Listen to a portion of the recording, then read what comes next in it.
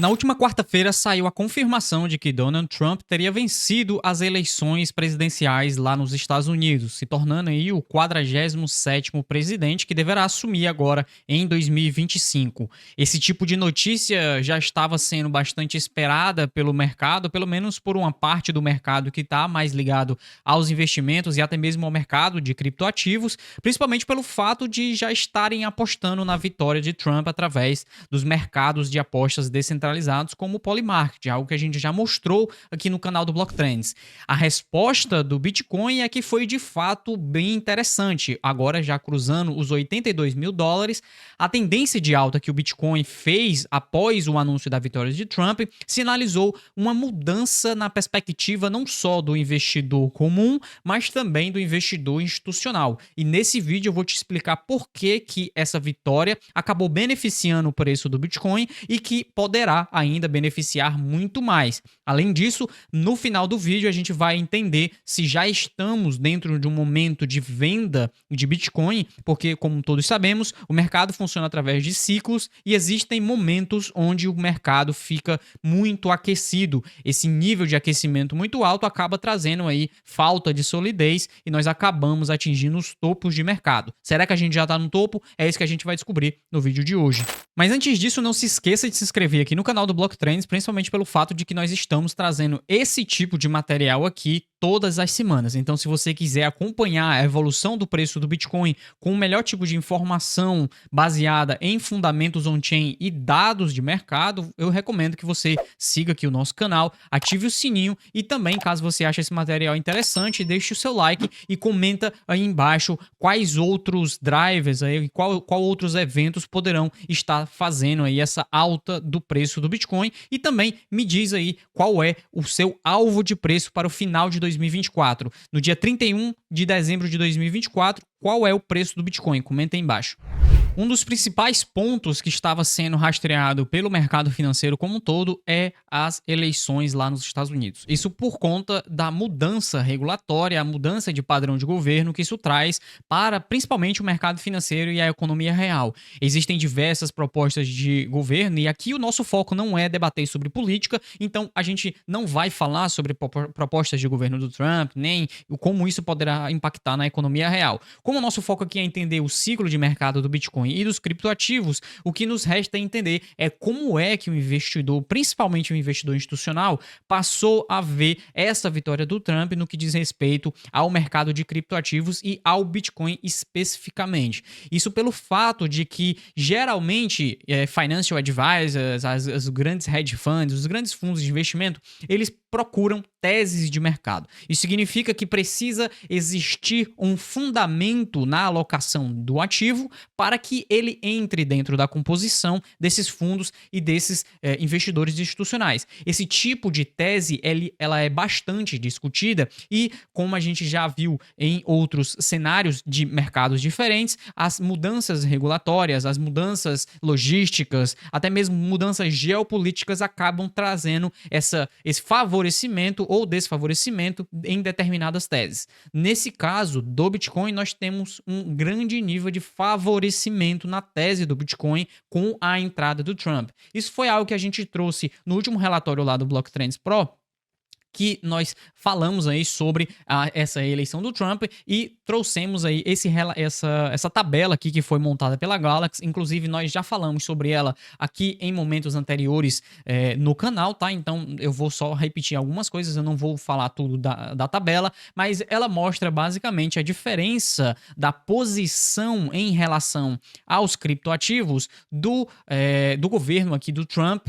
em relação à administração do Biden, que é a administração atual nesse momento, até o final do ano, e a possível administração da Harris, que nesse caso não vai acontecer agora, como a gente já sabe, o Trump foi eleito. Então, como a gente pode perceber aqui, em relação, eu não vou ler tudo, porque até mesmo está pequeno para vocês lerem, mas dá para perceber que a maior parte das políticas em relação a criptoativos, e aqui eu estou falando em relação à SEC, ou seja, a comissão que faz a regulamentação desse setor, do setor setor de mercado financeiro em relação também aos impostos, à mineração de Bitcoin, à autocustódia, à regulação bancária e às leis, né? Então, a legislação relacionada às stablecoins e os ativos digitais. No geral, o Trump tem uma visão muito mais positiva em relação aos ativos digitais do que é a atual administração do presidente Biden e do que seria caso a Harris fosse eleita. Nesse caso, a Kamala não foi eleita e a perspectiva do mercado é que essa mudança de perspectiva regulatória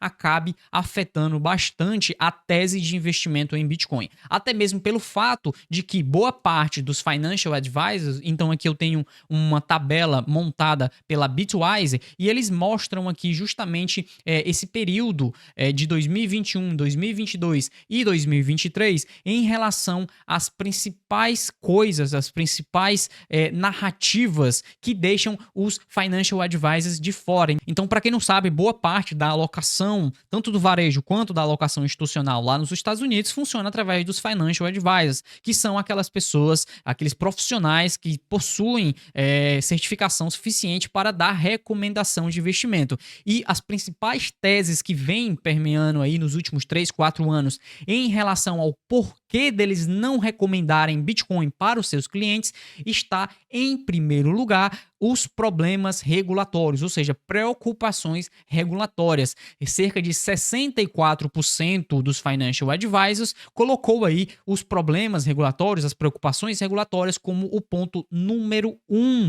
de não recomendar Bitcoin para os seus clientes. E aqui, tanto seja clientes institucionais, pessoas com muito capital, family office, etc., até mesmo o varejo, investidores comuns, pessoas comuns que guardam ali parte do seu salário e estão investindo. Isso significa que esse tipo de preocupação regulatória poderá começar a mudar em 2025. E essa visão de diferenciação no quesito regulatório é o que ainda não está sendo precificado. Até mesmo pelo fato de que nós não sabemos se o Trump vai de fato cumprir com tudo aquilo que ele falou e se ele vai de fato adotar algo ainda mais extremo, que seria uma estratégia de Bitcoin como reserva lá nos Estados Unidos.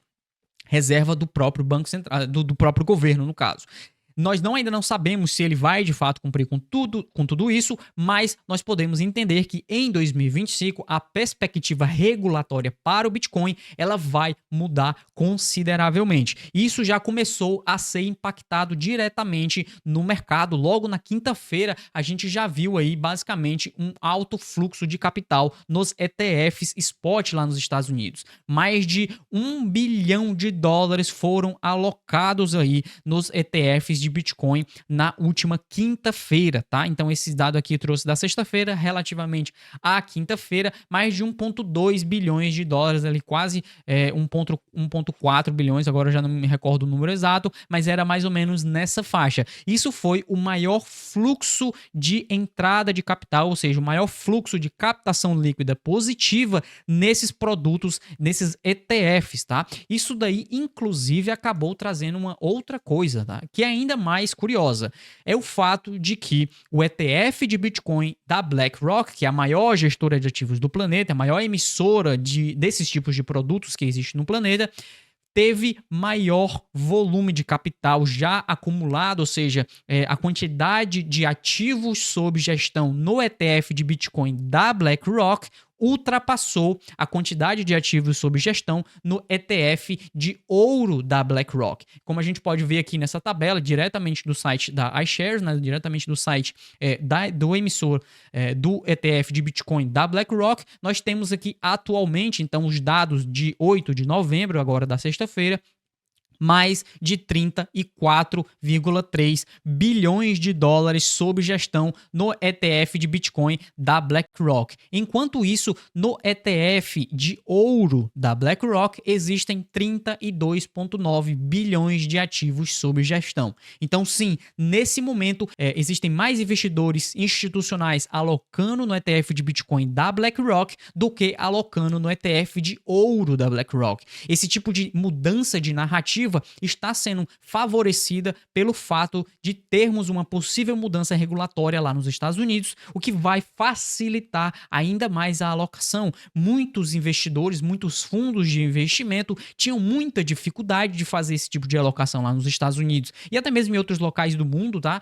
Isso provavelmente vai acabar favorecendo também a regulação em outros países também, mas quando a gente olha para os Estados Unidos, muitos fundos de investimento, muitos hedge funds, muitas instituições de investimento tinham dificuldade de alocar em Bitcoin justamente por dois fatores: por ter a dificuldade de custódia e por ter a dificuldade de clareza regulatória em como eles podem estar alocando isso daí, reportando para a Receita Federal de lá, reportando para a CVM de lá. Então, tudo isso dificultava a alocação. Em 2025, nós poderíamos ter um cenário completamente diferente, porque nós já temos ETFs de Bitcoin à disposição na Bolsa de Valores, nós poderíamos ter uma regulamentação bancária muito mais favorável que permita a custódia por instituições bancárias tradicionais, e aqui eu estou falando de custódia de Bitcoin, a custódia dos ETFs, etc. E também nós poderemos ter uma visão mais favorável no ambiente de evolução das próprias empresas. Então, poderão ter mais empresas trabalhando nesse setor, mais empresas investindo nesse setor, como fazem hoje a Cenlar Scientific, a MicroStrategy e outras empresas lá nos Estados Unidos que possuem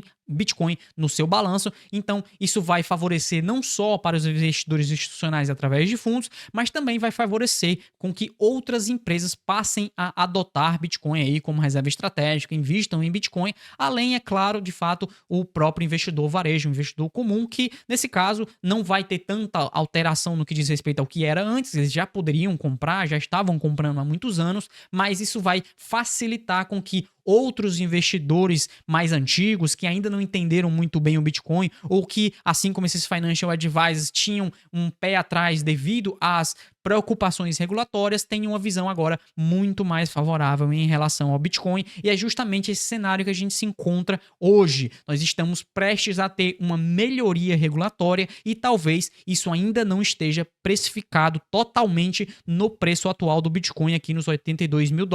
Inclusive, a gente já esteve falando dessa visão de subida de mercado no último trimestre agora de 2024, lá no relatório que nós publicamos no dia 9 de outubro, tá? Então, esse é um relatório do Blocktrends Pro, que, inclusive, se você tiver interesse em acompanhar o mercado e se antecipar ao mercado com profissionais que já entendem sobre isso, você pode conhecer a plataforma do Blocktrends Pro e lá você vai ter acesso a diversos relatórios, análises e sinais de mercado. Inclusive, esse relatório aqui foi publicado no dia 9 de novembro, quando o preço do Bitcoin estava em $60 mil.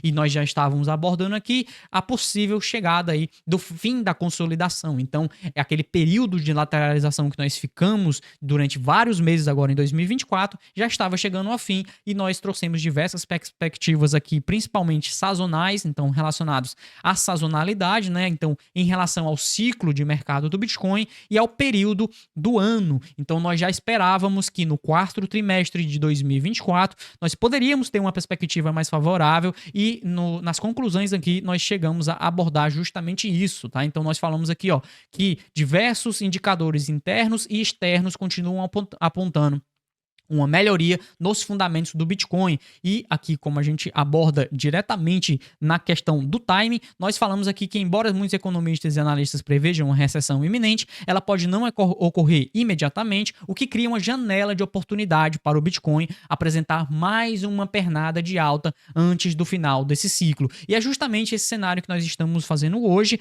dando mais uma pernada. Entretanto, nós talvez ainda não chegamos no cenário mais arriscado para o Bitcoin. Isso por quê? Porque diversos indicadores on-chain, como o próprio MVRV, Z-Score, que nós utilizamos bastante lá no Blocktrends, ainda não chegou num patamar de insolidez ou de euforia extrema. O MVRV é um indicador on-chain que calcula a relação do mercado atual em comparação com o valor de mercado realizado, que seria basicamente o custo médio de aquisição on-chain, ou seja, o custo médio da rede Bitcoin e não do preço de tela que está sendo negociado nas exchanges.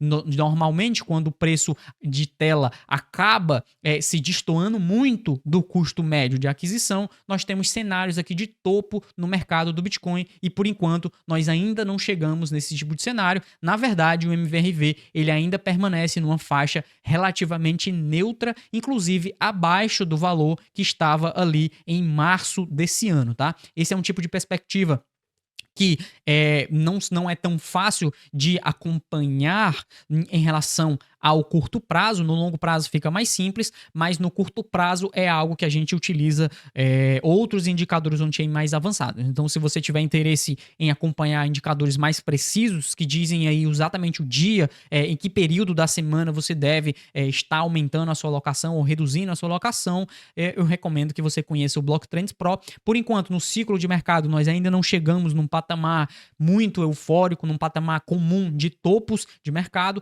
então ainda existe uma janela de oportunidade. Se você quiser acompanhar essa janela de oportunidade, investir dentro dessa janela de oportunidade, você pode conhecer aí o Block Trends Pro, que é onde a gente está fazendo essas análises diariamente. Inclusive, nós iremos soltar lá primeiro quando esse tipo de indicador e outros dezenas de indicadores on-chain avançados que nós utilizamos para rastrear o topo chegar, porque quando chegar, nós vamos ter que estar posicionados aí para reduzir a nossa exposição e até mesmo adotar outras posições estratégicas aí de proteção, o famoso hedge, tá? Mas isso vai ser um papo que a gente vai discutir aí daqui a algumas semanas, daqui a alguns meses. A gente não tem grande certeza sobre isso, mas nós estaremos abordando primeiro lá no Block Trends Pro.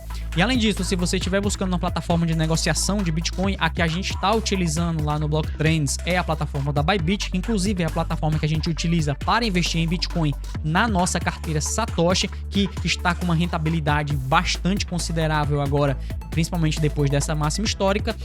Então eu vou deixar aqui no link da descrição o link da Bybit. Muito obrigado para você que esteve me acompanhando. Não se esqueça de deixar o seu like e se inscrever aqui no canal também para continuar acompanhando todos esses materiais. Comenta aqui embaixo qual é o seu alvo para o final do ano de 2024 e eu vou ver aí mais ou menos se tá parecido com o meu, tá? Muito obrigado para você que esteve me acompanhando. A gente se vê no próximo vídeo aqui do Block Trends. Tchau!